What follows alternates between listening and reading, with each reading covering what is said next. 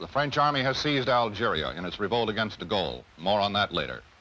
In Laos, the government's army suffered its worst defeat of the Civil War, evacuating its last stronghold in north-central Laos. Now the communists may want to begin the ceasefire talks.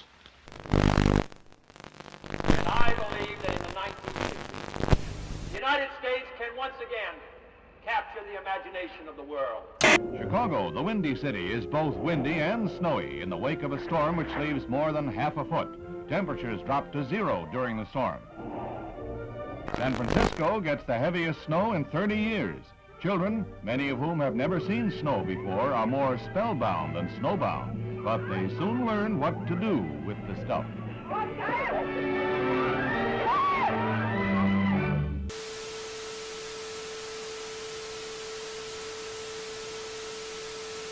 I, John Fitzgerald Kennedy, do solemnly swear that you will faithfully execute the office of President of the United States. that I will faithfully execute the office of President of the United States And will, to the best of your ability, and will, to the best of my ability, preserve, protect, and defend the Constitution of the United States. preserve, protect, and defend the Constitution of the United States.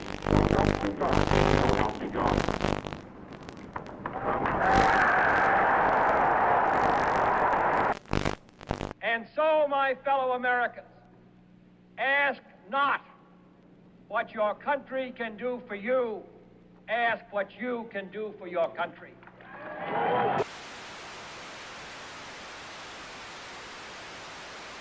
British Prime Minister Harold Macmillan arrives in Key West, Florida for a conference with the President on the explosive crisis in Laos.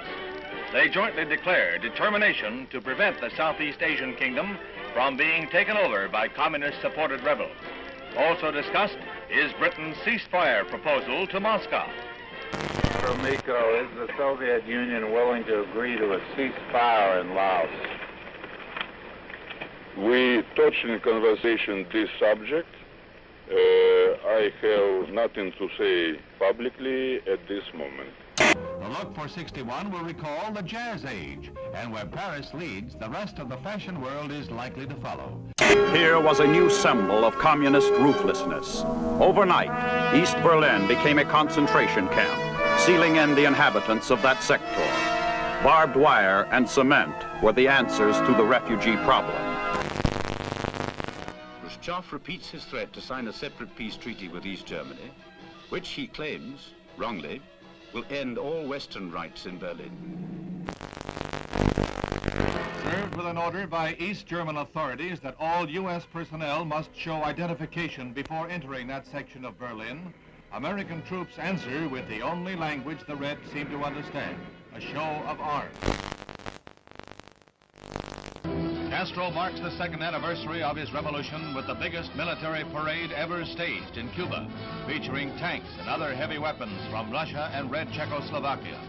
Shortly afterwards, Castro demanded the United States Embassy drastically reduce its staff to 11 persons. It was the last straw in his long campaign of provocation and harassment. I believe that this nation should commit itself to achieving the goal Before this decade is out, of landing a man on the moon and returning him safely to the Earth. No single space project in this period will be more impressive to mankind or more important for the long-range exploration of space, and none will be so difficult or expensive to accomplish. The assault has begun on the dictatorship of Fidel Castro. Cuban Army pilots opened the first phase of organized revolt with bombing raids on 3 military bases. In Havana, Acting Foreign Minister Olivares shows diplomats rockets fired from the Cuban raiders, which he claims have U.S. markings. These charges are totally false, and I deny them categorically. The United States has committed no aggression against Cuba, and no offensive has been launched from Florida or from any other part of the United States.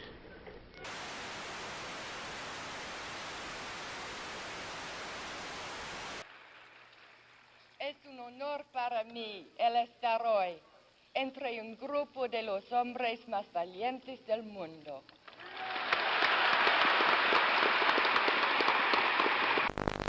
Castro gloated over his victory and told the world that Cuba was now a socialist nation and would hold no more elections. The next day, the United States officially proclaimed Cuba to be a communist satellite state. Man had his first great success in space when the Russians pushed a man across the threshold. He was Yuri Gagarin, the astronaut the Russians lionized as the first to orbit the Earth. It was the propaganda coup of the year. Today, this Redstone Mercury is the center of world attention as Lieutenant Commander Shepard walks to the elevator that will carry him 65 feet aloft to the capsule. It's 6:20 a.m., a moment of history. 3, 2, 1, 0.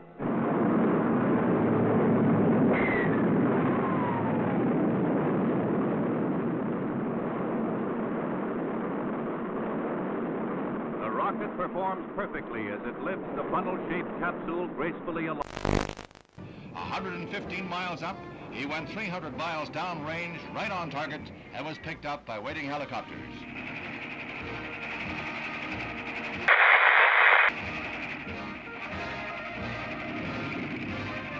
The triumph of Alan B. Shepard, U.S. space pioneer. As the captain prepared to leave the capsule, explosive bolts on the escape hatch let go, and the Mercury is lost. However, the moon gets closer.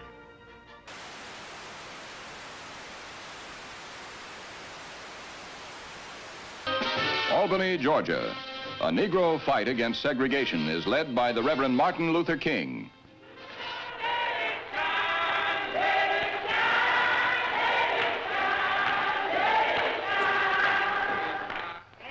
And if necessary, we must be willing to fill up the jails all over the state of Florida.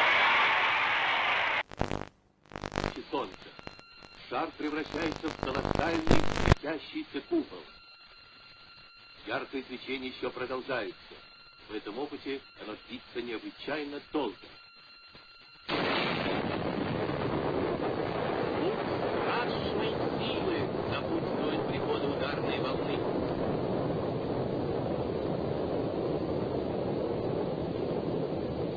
Just why the Soviet Union would wish to detonate a 50 megaton explosion, something about which we can all speculate. At Oxford, integration at the University of Mississippi becomes a one-man crusade. When Air Force veteran James Meredith tries to register, the police lines are drawn, U.S. Marshals blocked. When university officials are cited for contempt of federal court, Governor Ross Barnett personally Negro applicant. Meredith goes away, and the federal government ponders its next move. The forces increased tenfold and more. It is not enough to avert a night of rioting, leaving 2 dead and the campus the shambles of a battlefield.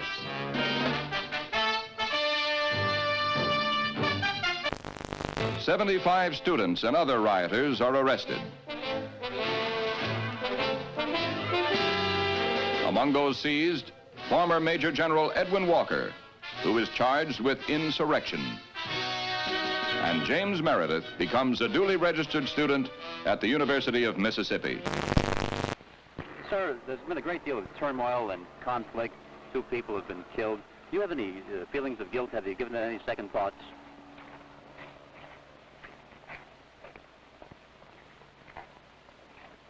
I'm very sorry that anyone had to get hurt or killed. But of course, I think that's an unfair question to me. I don't believe any of you believe that I had anything to do with that. President Kasavubu is making a Leopold trip on his return from a conference of Congolese leaders in Madagascar, at which it was agreed to convert the republic into a loose confederation. The streets are jammed for a parade in celebration of the decision. But red opposition to the plan is heated, and the pro-Soviet Antoine Gizenga, Lumumba's political heir, still controls key areas and sizable armed forces. The Congo's problems are far from over. Vienna was a neutral arena for a sparring match between 2 worlds. The men who hold the power to write tomorrow's history met, smiled, and resolved no problems. The dictator and the President, the East and the West. St. James Church in the Hudson River hamlet of Hyde Park is the scene of last rites for the First Lady of the World, Eleanor Roosevelt. President Kennedy heads the list of distinguished world leaders who pay last tribute to the extraordinary and beloved woman who is remembered as a humanitarian and one who loved her fellow man. There is no strife, no prejudice, no national conflict in outer space as yet. Its hazards are hostile to us all. Its conquest deserves the best of all mankind, and its opportunity for peaceful cooperation may never come again. But why, some say, the moon? Why choose this as our goal? And they may well ask, why climb the highest mountain? Why, 35 years ago, fly the Atlantic? Why does Rice play Texas? We choose to go to the moon. We choose to go to the moon.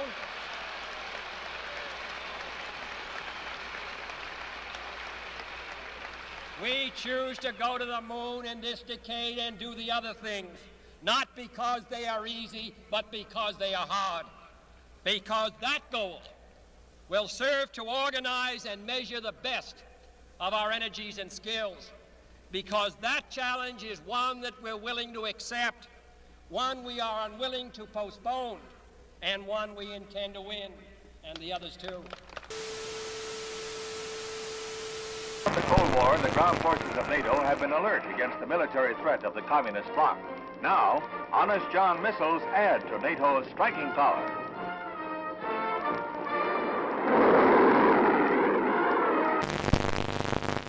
President Kennedy begins a tour of 4 space installations at Huntsville, Alabama, where he is greeted by Dr. Werner von Braun, space pioneer and director of this research and development center. The missiles on display are dwarfed by the mighty Saturn rocket. This booster is the first stage of the rocket that will put the 3-man Apollo capsule into a 2-week orbit of the Earth in 1964. Preliminary to a lunar shoot. Gemini, which was developed here, will allow 2 men to orbit the Earth for 2 weeks and will be used for experiments in outer space rendezvous and docking missions. This winds up the President's first-hand look at our space program and our progress in the race for space. The first deficit comes from a recession. If we can take the proper action in the proper time, this can be the most important step we can take to prevent another recession. That is the right kind of a tax cut, both for your family budget and the national budget. Chiang Kai-shek, leader of the peoples of Free China on the island of Taiwan, heads the celebration of the 50th anniversary of the overthrow of the Manchu dynasty. 11 million Chinese, strong with their dream of someday wresting their homeland from the communists, are marking the day that saw the end of 4,000 years of monarchy in China. Khrushchev declared, through the formation of the world system of socialism, the situation in the world has altered radically.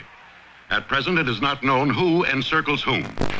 On December 2nd, 1961, Castro reveals, I am a Marxist-Leninist and will be one until the day I die. Socialism is a world reality today. There is no halfway between socialism and imperialism.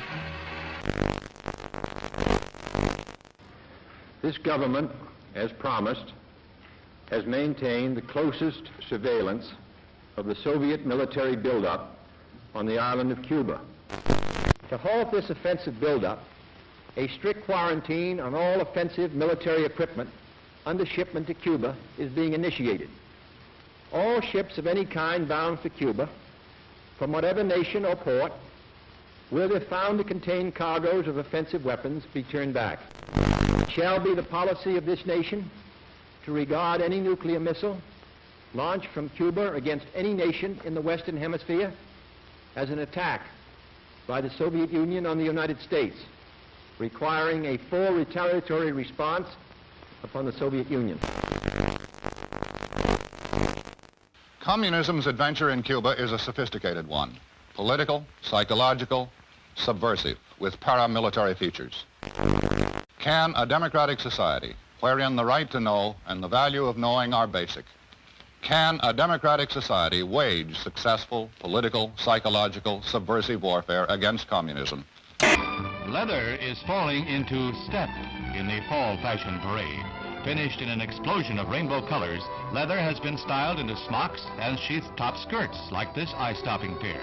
Just the thing for a day's outing at Sterling Forest Gardens in New York. In Trafalgar Square, 2,000 Londoners demonstrate against the United States blockade. Fidel Castro whips up a furor in Cuba, charging the United States with arming and training mercenary forces for an imminent invasion. He calls out some 200,000 militiamen for training and guard duty at key points throughout Havana.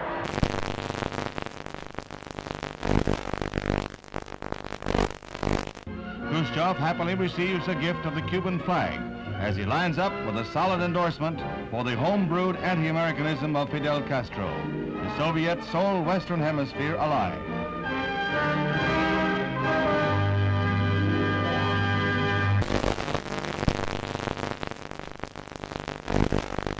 As he arrives back in Washington, the president hears more bad news.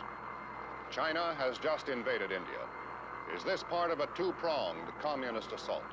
Now the president must weigh all the factors one final time, then make his decision, knowing that whatever he does, he risks nuclear war.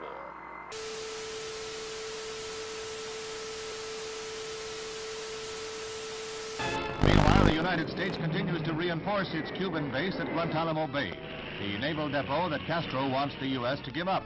These Marines have been assigned the job of protecting the base against any Cuban threats that might arise during the present crisis.